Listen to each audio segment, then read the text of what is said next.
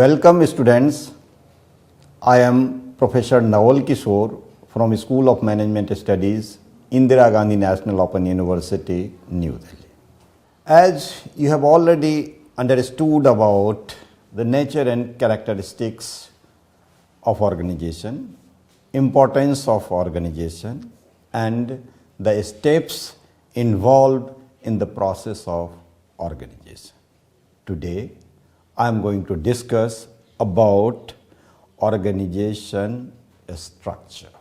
See, you have understood about the organization in terms of you have the positions, different positions in an organization.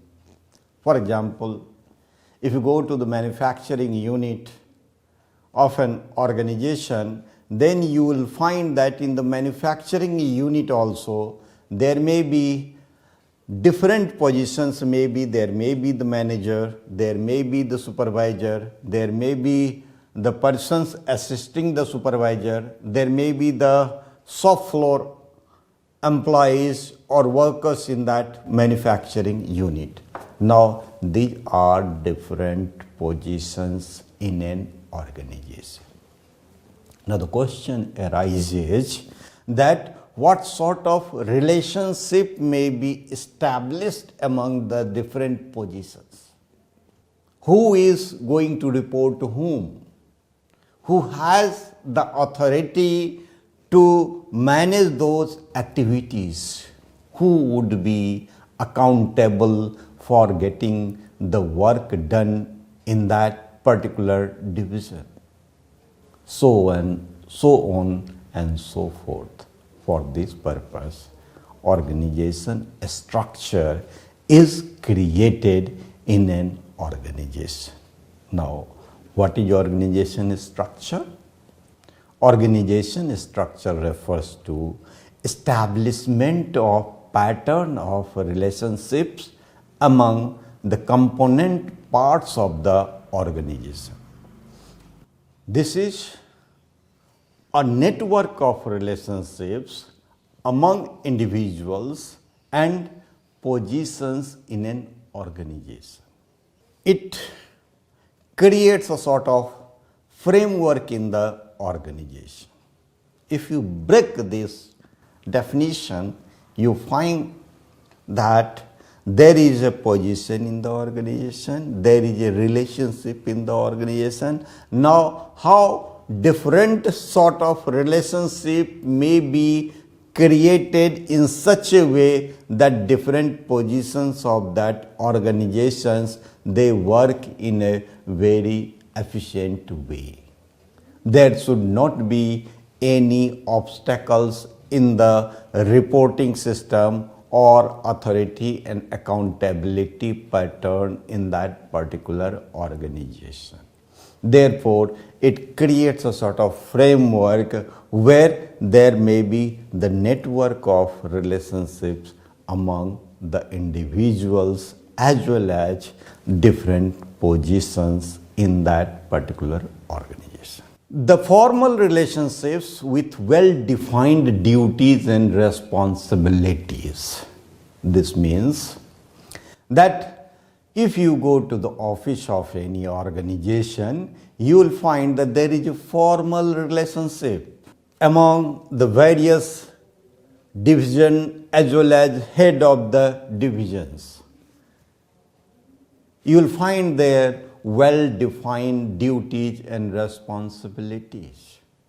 The manager has his or her own duties and responsibilities. The shop floor person has his or her well-defined duties and responsibilities. He or she knows that what role he or she is expected to perform in the organization. The hierarchical relationships between superiors and subordinates within the organization. Obviously, when there is a manager, maybe there may be 4, 5, 6, 10, whatever the subordinates, in the sense that there may be the divisional head.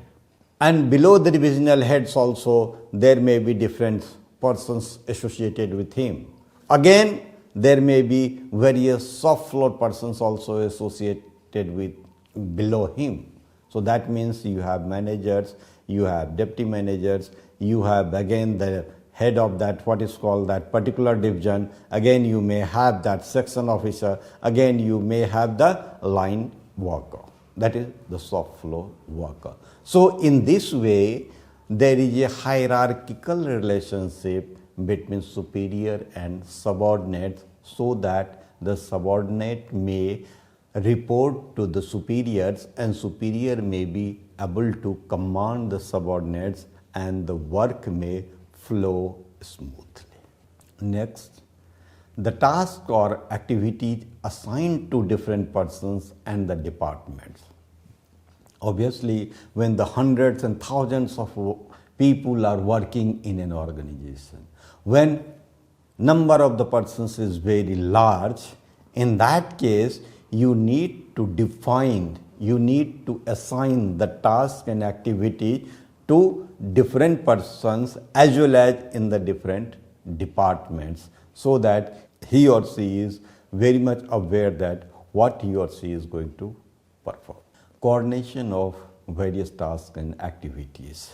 As you all know that in an organization, coordination play a very significant role, because if we want to supply a pen to outside the country, the whole range of activities are to be coordinated, from procurement of the raw materials, processing or manufacturing of the raw materials, packaging of the output that is produced, and then marketing of that output, that is products or services, ultimately making things available at the hand of the customers.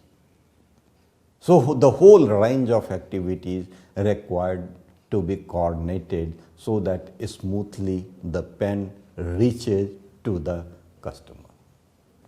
A set of policies, procedures, standards and methods of evaluation of performance which are formulated to guide the people and their activities. Obviously, when thousands of the persons are working in an organization, therefore, there requires to be a proper policies for, let's say, the policy regarding the procurement of the product, policies required for the promotion of the persons, policies may be required for different activities. So there should be a well set of policies available in an organization, procedures, how the things are to be performed in that organization. So the wage of performance of a particular activities. Next, standards and methods of evaluation of performance. If you are supposed to perform one activities, there must be a standard so that if you perform better than that standards stipulated to you, provided to you, your performance may be rated as very good, excellent, so on and so forth. And all these just work as a guide for the people as well as the jobs assigned as well as the activities performed in the organization.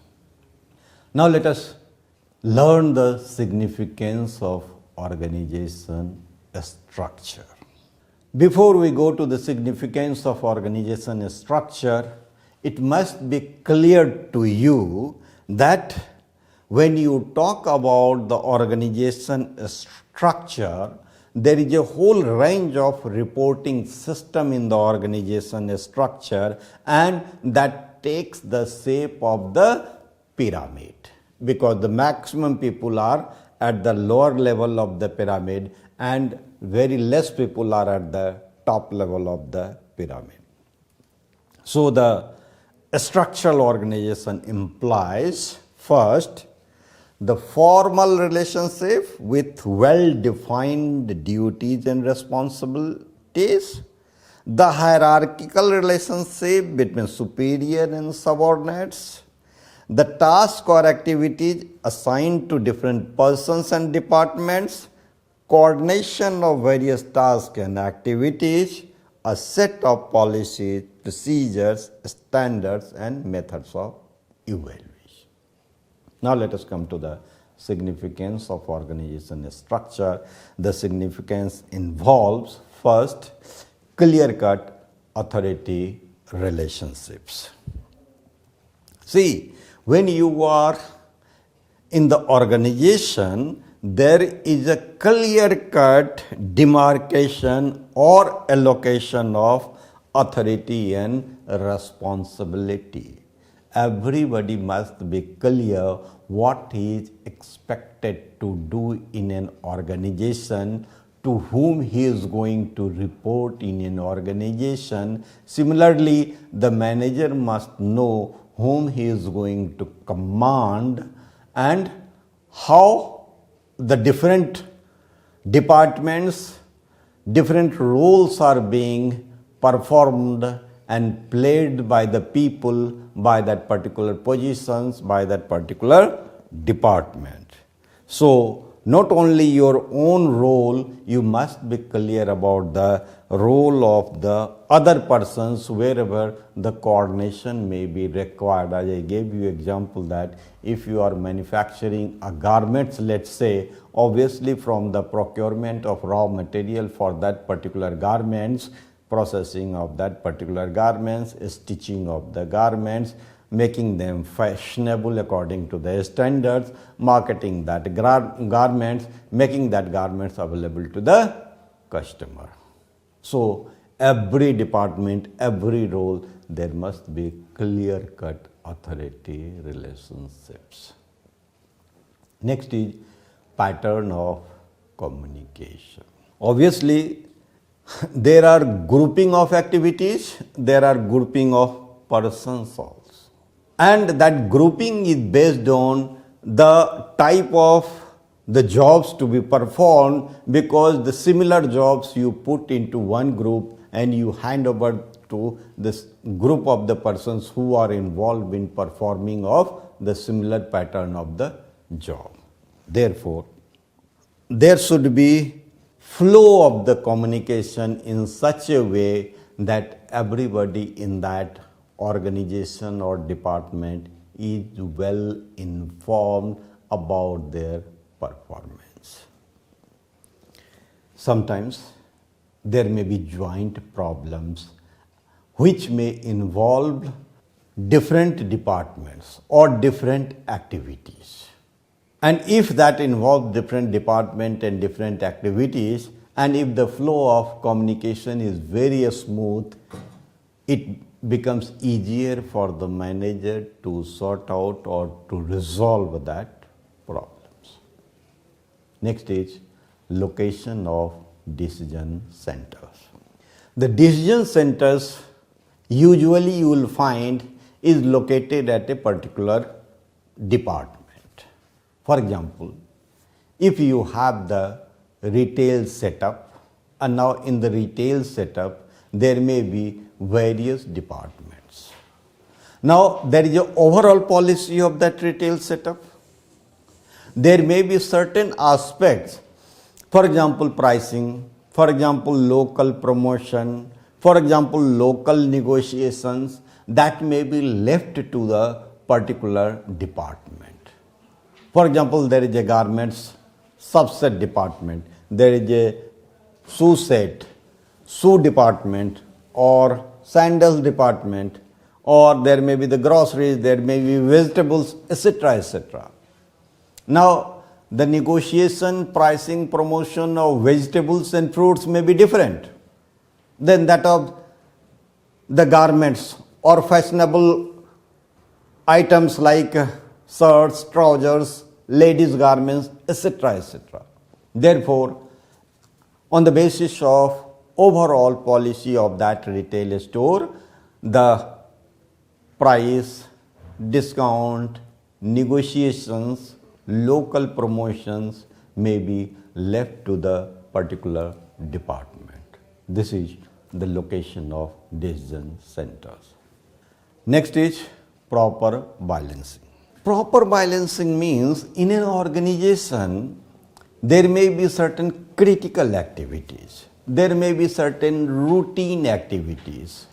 And whenever there is a critical activities and routine activities, you need to make a balance, because ultimately the people involved in that particular activity, they are required to perform that activities. For example, if there is a research R&D, now if there is a R&D, obviously that has a significant importance for the whole organization. Now for the research and development activities, if it is a pharmaceutical center, right now you must be aware about this COVID-19, and for that purpose there is a vaccine. Now the manufacturing of vaccine, obviously this is a very, very critical function of a particular research and development department of that particular organization. Now obviously in that case, the research and development group, they may be reporting directly to the general manager or the CEO of the organization, because it is a very, very significant, very, very critical aspect of a particular organization. So that you need to make a balance between the critical, important, significant activities in the organization. Next is stimulating creativity. See, because you have a well-defined authority, that means there is a manager, there is a division head, and there is a supervisor, and there is a line worker. Now, if there is a well-defined authority, and if you have done some good work, obviously that requires to be appreciated, so that you become very creative in performing the related job. And once you do some good in that, you perform in a better way, that requires to be appreciated. Therefore, that appreciation may facilitate or encourage the creativity in an organization. Next is encouraging growth. See, you have different opportunities. Now, if you are motivated to work or commit to the best possible way, there is a possibility that if there are opportunities, you would be able to grab that opportunity through your commitment, through your devotion, so on and so forth. As a result, the organization may grow faster than the other organization. So the growth is being encouraged once everything is well structured, because everybody is clear about his duties, responsibilities, accountability, so on and so forth. If you are clear about that, obviously the organization may grow faster. See, look what happens. If you want to venture into the new product, if you want to venture in the new market, now if you want to venture into the new market, obviously you need to have full-fledged support from your department, from your organization, because venturing into the new market may require a lot of inputs, may require a lot of resources, ranging from the marketing of that products to the making that products available to the customers. Once these activities are well defined, well classified, well assigned, well structured, in that case, the people involved in the performance of that particular duty may be very clear. And if they are very clear, if they are very much aware about their own performance, about their own commitments, about their own involvement in the performance of that particular activity, there is a possibility that that activity may be performed in the best possible way, and ultimately once that activity is performed in the best possible way, there is a possibility that the organization may grow faster than the other organization. Next is make use of technological improvements.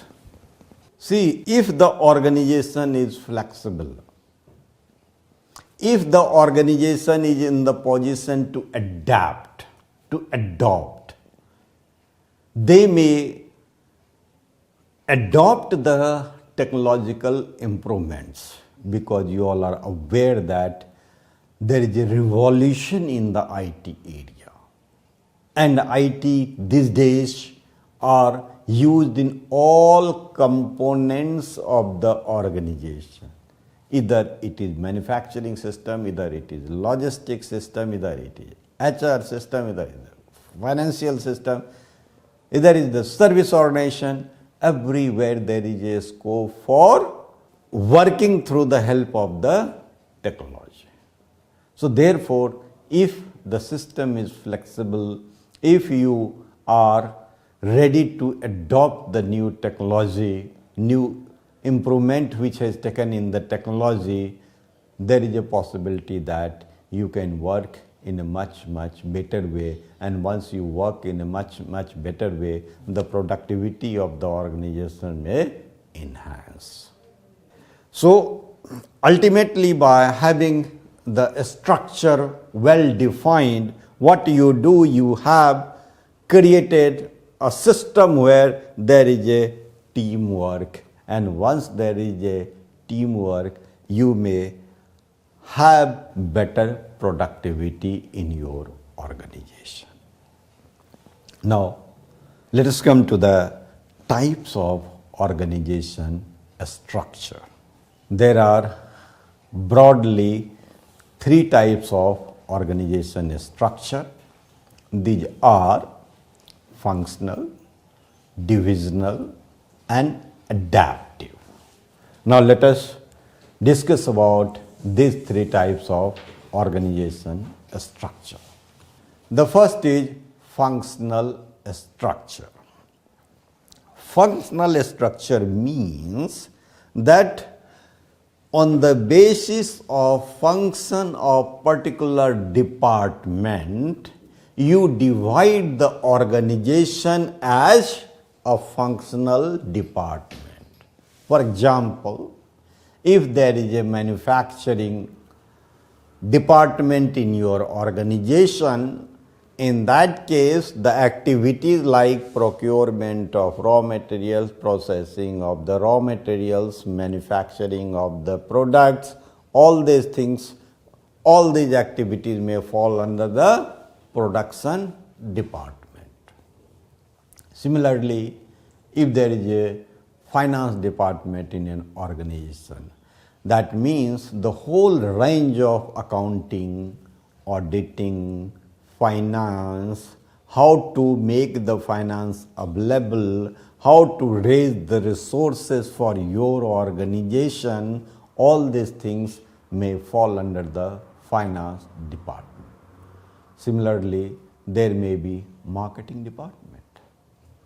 Now in the marketing department, how you are going to market a product, how you are going to sell a product, how you are going to make the product available to the customers. So all these marketing areas fall under the marketing department. Similarly, you have HR department where you want to recruit the people, you want to select the people, you want to train the people, you want to motivate the people, you want to appraise the performance of the people. All these activities fall under HR department. And there may be sub-units, as I said you, that organization structure may be in a pyramid shape. So if you go for the functional department, then you find that there may be the specialization in the functional department, because the person who is working in the finance department, he may be specialized in all these financial activities. If the person in the marketing department, he or she may be specialized in the marketing activities. Similarly, in that HR department, production department, etc., etc. And as a result of being a specialist in a particular area, the operational efficiency get enhanced. You become more efficient once you are given if you are a specialist in the marketing area and you are given the job of the marketing, you become more a specialist in that. And if there is a sort of functional problems, in that case, the chief executive may sort out those functional problems, as well as he may also deal with or coordinate with interrelated functions. But the functional department, functional structure may be suitable for a small and medium enterprises. If there are large enterprises having multiple products and etc., there may be difficulties in functional department. Next is your territorial divisionalization. In the territorial division, the focus is on the territory. For example, there may be Eastern Division, there may be Western Division, there may be Northern Division, there may be Southern Division. Now the whole range of the activities of the Eastern Division may be in the Eastern Division area. Similarly, activities related to Western Division would be in the Western Division area. Northern Division like that, and the divisional manager, they will be reporting to the chief executive. And this sort of divisionalization would be suitable when there is a multiple products.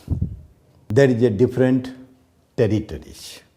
So divisions are important and they are reporting to the head office. Here the divisional manager, they get autonomy so that they can take the decisions swiftly and they can get the work done in an efficient manner. So here you have the chief executives and all the activities are here: corporate planning and control, manufacturing, finance, marketing, personnel.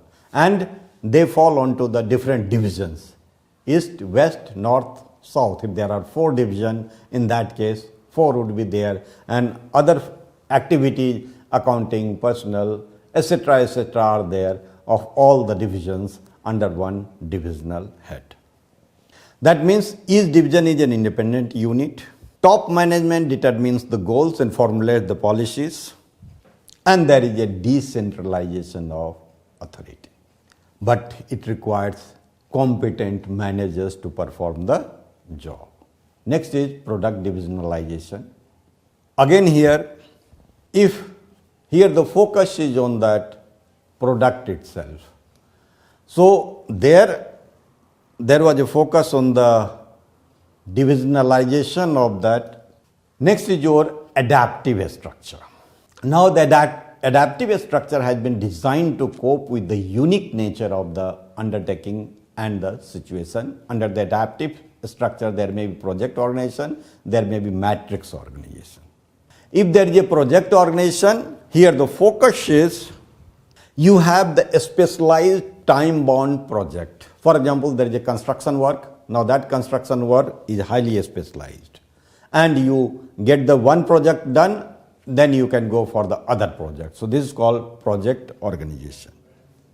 So project manager is the head of the organization and he reports to the chief executive, and project manager is accountable for the performance of the particular product. So completion is time bound. You have a standard performance, you need to follow it and you need to complete that job into a particular period of the time. Next is your matrix organization. This is basically a combination of project and functional work. Project as well as the functional departments, both are combined together to perform the job. That means project manager as well as the functional department both work in such a way that the job gets performance. That means the project manager gets the benefit of the functional department also, so that the work gets performed in a efficient and a smooth way. So he has the advantage in the sense that the work of the functional department also they are supplementing, they are facilitating them, and work gets done in a time-bound manner. There may be the limitations also, that there may be the dual authority relationship, because who is reporting to what, that may be a problem. But same side, the matrix organization, they get the benefit of the functional as well as the project, so that the work gets done smoothly and efficiently. So you have studied about the organization structure, importance, various types of the organization structure. Thank you very much.